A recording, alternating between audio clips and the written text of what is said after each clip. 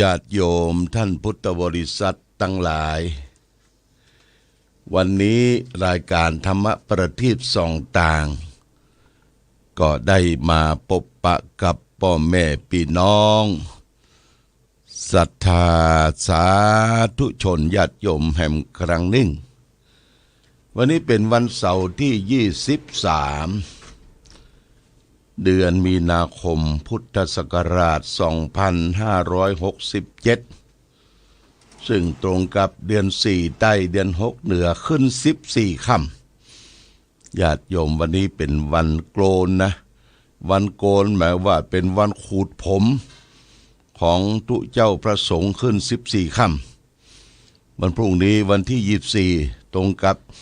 เดือน6เหนือเดือน6เพ็งเดือน6เพ็งญาติโยมท่านสาธุชนทั้งหลายก็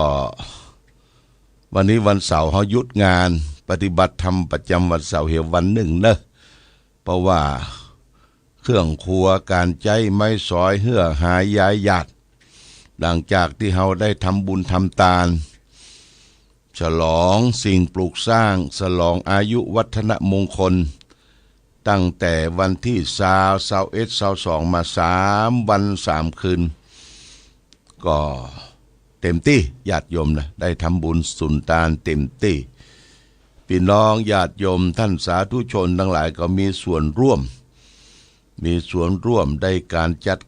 ดงานทำบุญสุนทานได้มาร่วมมาหามากินมาทานร่วมกันจึงขออนุโมทนาเป็นอย่างมากโดยเฉพาะอย่างยิ่งตะวานี่เป็นวันทำบุญอายุวัฒนมงคลครบ6 รอบ72 ปีญาติโยมก็ได้นิมนต์พระมหาเถระผู้ใหญ่ประธานสงฆ์ตะวาก็มีพระเดชพระคุณพระเทพปริยัติอดีตที่ปรึกษาเจ้าคณะภาค7อดีตเจ้าคณะจังหวัดเชียงใหม่มาเป็นต้นเป็นประธานแล้วก็มีพระเทพมังคลาจารย์เจ้าคณะจังหวัดเชียงใหม่เป็นรองประธานสงฆ์ก็มีพระมหาเถระรายตนหลายองค์รองจังหวัด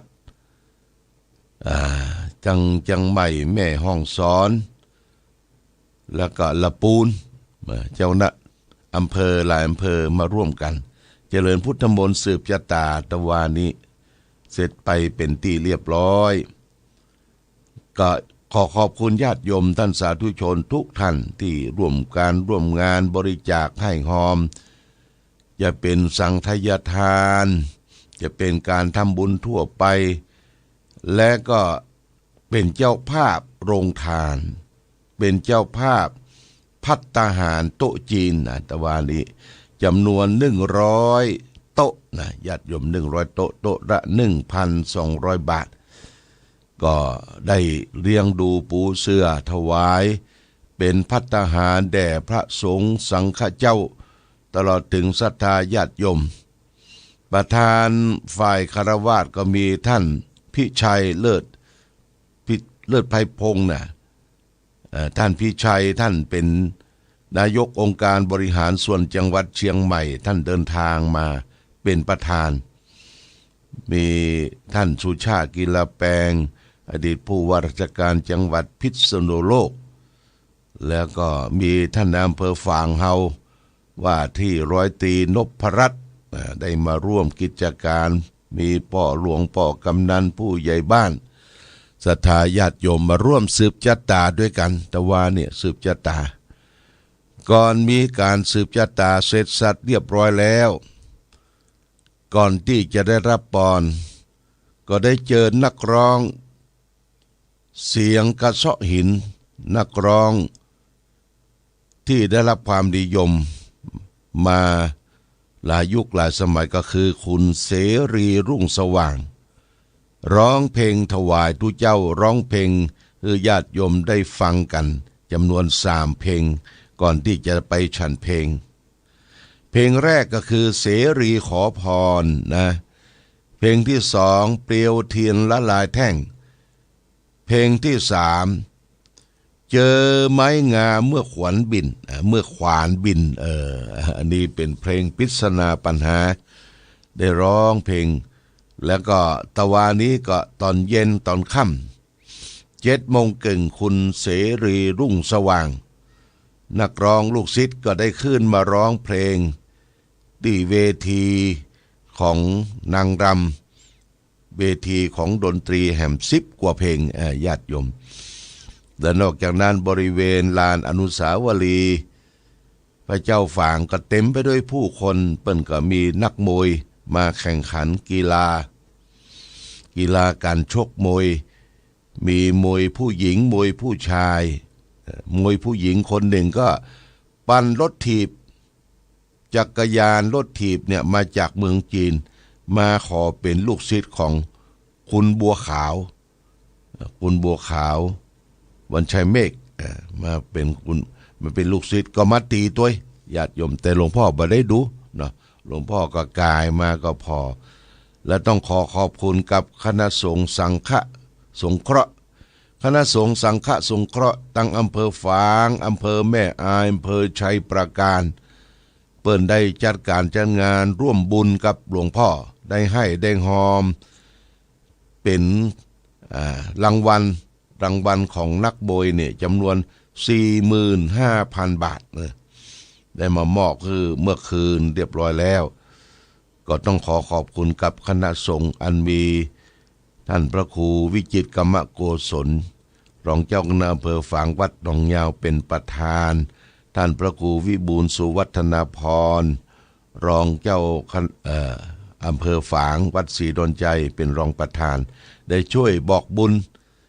สร้อยเกาะกลุ่มรุมราอุปธรรมในการแข่งขันกีฬาชกมวยขออนุโมทนาสาธุมาณโอกาสนี้พร้อมกันนี้ต้องขออนุโมทนากับท่านตุเจ้าน้อยทิตะโสพโนเลขาเจ้าคณะตำบลเวียงเขต3รองเจ้าอาวาสวัดศรีดอนใจได้อนุมัติให้ลูกศิษย์ลูกหามาแห่สมโพธิ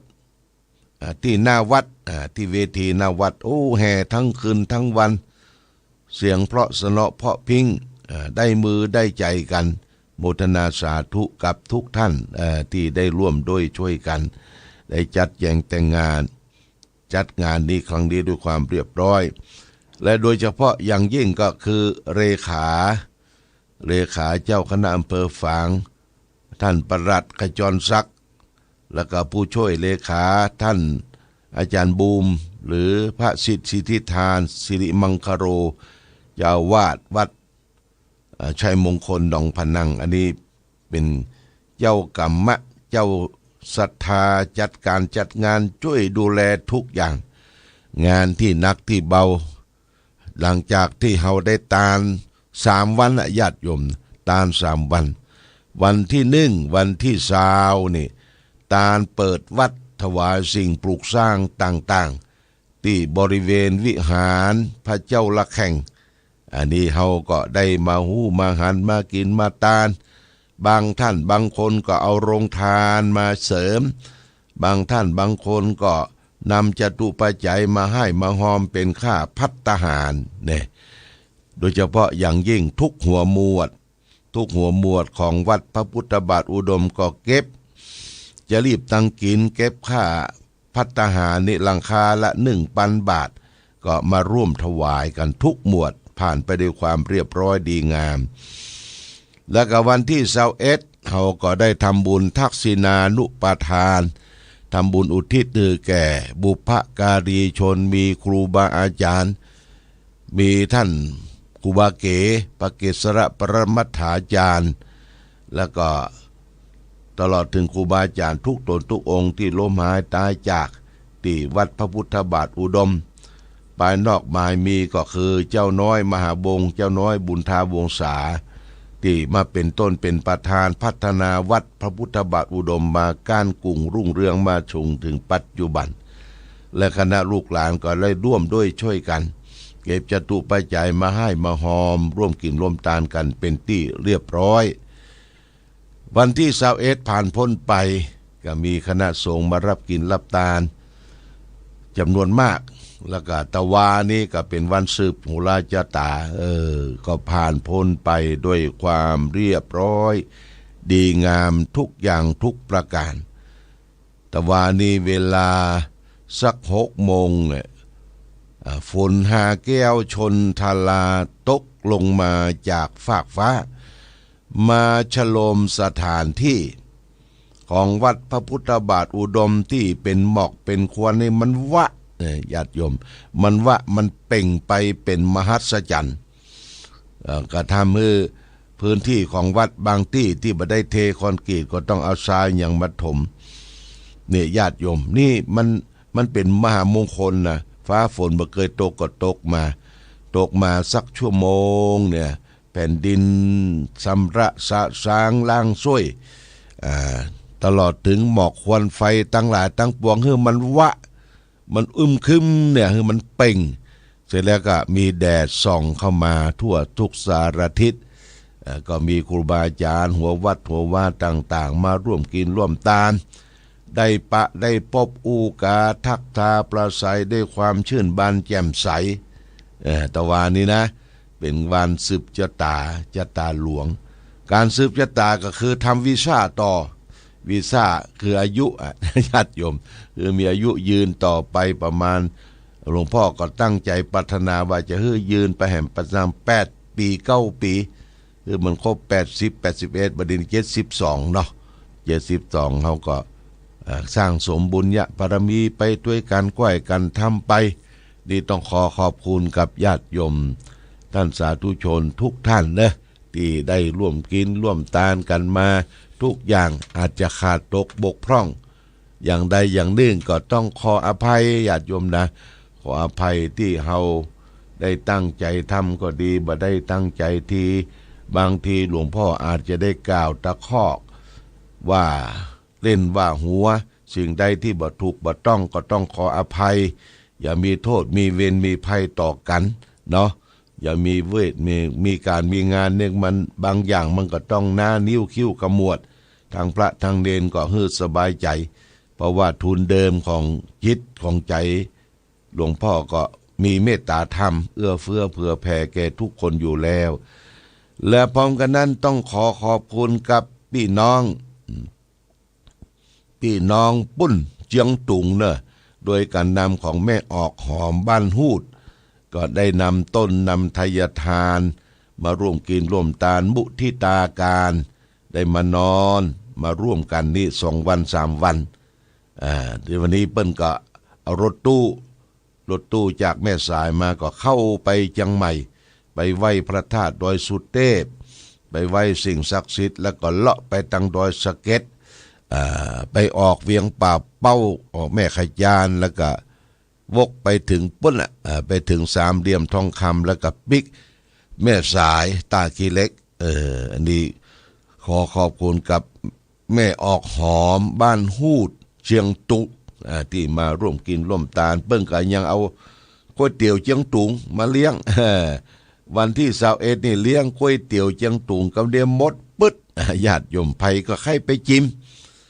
ก๋วยเตี๋ยวเชียงตุงนี่เปิ้นใจบะไข่เสียใส่บะเขียส้มหน่อยเขียส้มหน่อยรสชาติอร่อยไปเชียงตุงก็รับข้าวเส้นก๋วยเตี๋ยวเชียงตุงเปิ้นกลับแล้วเนอะแม่ออกหอมปิกละเพราะงั้นโมทนาสาธุกับพี่น้องดาราอั้งคือพี่น้องปะหล่องมานอนมาช่วยกันพัดเพี้ยวพัดกวาดทำความสะอาดเช็ดถูประมาณ20 กว่าคนนะพี่น้องบ้านนอแลพี่น้องบ้านห้วยจนุพี่น้องที่มาร่วมกินร่วมทาน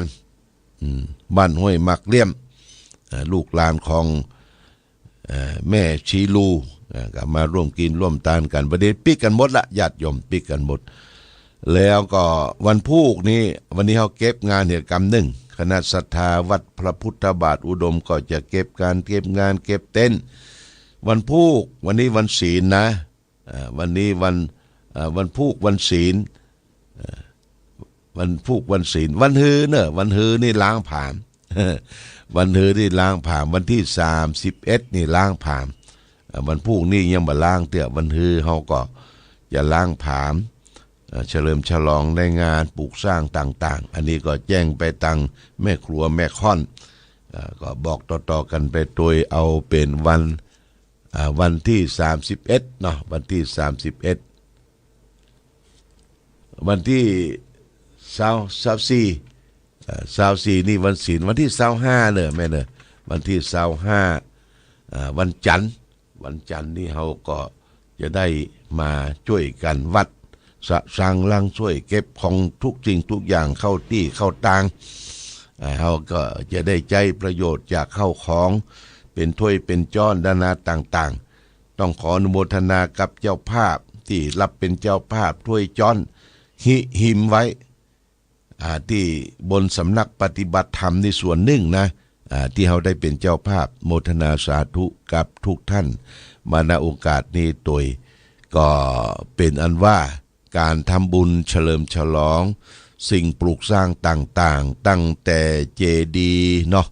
เจดีย์เฮาได้บูรณะปฏิสังขรณ์ได้ใส่แก้วใส่แสงได้ตางคีแล้วก็มารอบอุโบสถมาเสร็จสัตว์เรียบร้อยก็มาบูรณะวิหารพระเจ้าระฆังสร้างองค์พระพุทธรูปองค์พระราพระเจ้าระฆังเรียบร้อยแล้วก็หลังจากนี้ไปก็จะได้จัดการจัดงานให้เข้าที่เข้าทางเรียบร้อยดีงามเราก็จะมีโอกาสได้ประพฤติปฏิบัติธรรมร่วมกันนะวันที่25นี่ญาติโยมนะวันที่25นี่เปิ้นจะมีการพระราชทานสัญญาบัตรพัดยศของตุเจ้าที่ได้รับพัดยศใหม่และก็เลื่อนที่เมืองฝางเขามี4 ตนนั่นก็คือวัดชยรามแม่ใจเนี่ยแม่ใจต้นเฮือดเนี่ยได้เป็นพระครูใหม่1 ตนแล้วก็วัดสันต้นเปาตำบลแม่คา1 ตนแล้วก็เลื่อน2 ตนนั่นก็คือพระครูวิจิตรกรรมกุศลเจ้าคณะรองเจ้าคณะอำเภอฝางเป็นจันโทจันเอก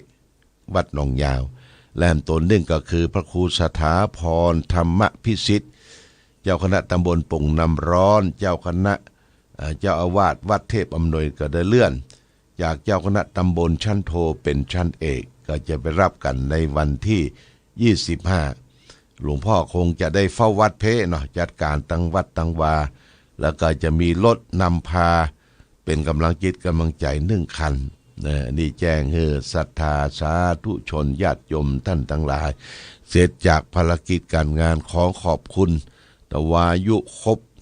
72 ปีนะยันวันนี้ก็จะย่างเข้า73เนี่ย72 ปีนี่ก็คงจะได้อยู่ดีมีสุขมีโชคมีใจคิดใดก็จะความมุ่งมั่นความปรารถนาทุกประการเอาละวันนี้มาแจ้งข่าวบุญข่าวกุศลแจ้งสรุปผลงานให้ญาติโยมท่านทั้งหลายได้ฟังเสียงอาจจะพลาดเพี้ยนไปเนอะตะวานี่ต้องกินยาหลายชุดญาติโยมมันจะไข้จะเป็นวัดเป็นอานเมื่อคืนก็นอนหลับพักผ่อนกินยาแล้วก็นอนหลับพักผ่อนตื่นขึ้นมาก็สดชื่นพอสมควรแต่เสียงมันยังบ่ค่อยเข้าที่เข้าทางต้องขออภัยกับญาติโยมท่านสาธุชนทั้งหลายท่านผู้ฟังทุกท่านเด้อขอบคุณพี่น้องอำเภอฝางแม่อายชัยประการขอบคุณพี่น้องต่างอำเภอต่างจังหวัดโดยเฉพาะอย่างยิ่งอำเภอเวียงป่าเป้าเนี่ยมากันนักกันหลายพี่น้องตังลำปางตังแจ้ห่มตังหลายที่ก็มาร่วมบุญกุศลขอขอบคุณทุกท่านพี่น้องในอำเภอเมืองเชียงใหม่ทุกท่านขอท่านทั้งหลายได้มีความสุขความเจริญความรุ่งเรืองความวัฒนาถาวรสมดังปอน4 ประการคือมีอายุวันนะสุขภาระมีปฏิภาณทานสารสมบัติธรรมสารสมบัติทุกทิวาราติการเหมือนกันทุกรูปทุกท่านทุกคนโดยเถิด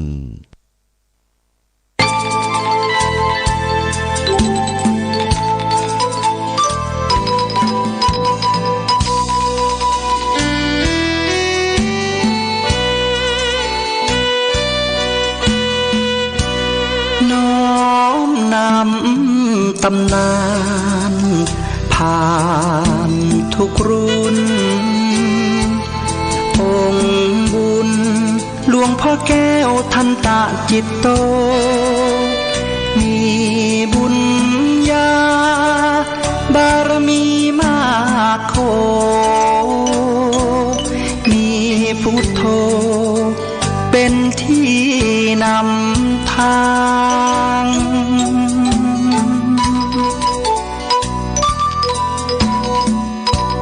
แคว้นแดนกำเนิดเกิดมาบ้านสันป่าคาอำเภอแม่อายตำบลแม่สาวของเมืองเชียงใหม่แดนในทินเนื้อลาน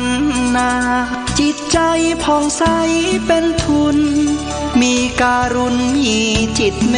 ตตาใฝ่หาธรรมะน้อมนำ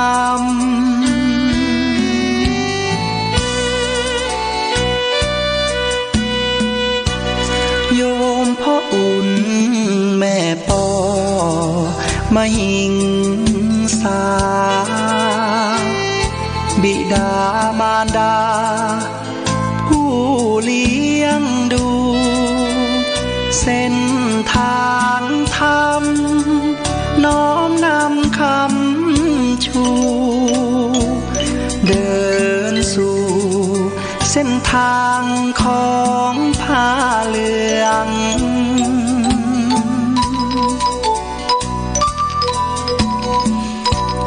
เป็นเจ้าอาวาสวัดพระบาทอุดมน้ำบ่อสาวาน้ำนี้ลือเลืองเป็นเจ้าคณะอำเภอพัฒนารุ่งเรืองฟูเฟืองเทศธรรมประทัดกถาหยิบยกอุปมาเมตตาชื่นชีวาญาติโยมผู้ฟังพร้อมพรังญาติโยมศรัทธา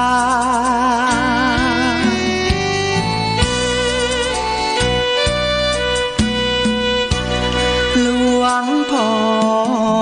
แก้วได้รับพระราชทานสมณศักดิ์เป็นพระครูสุจิตานุรักษ์นามผู้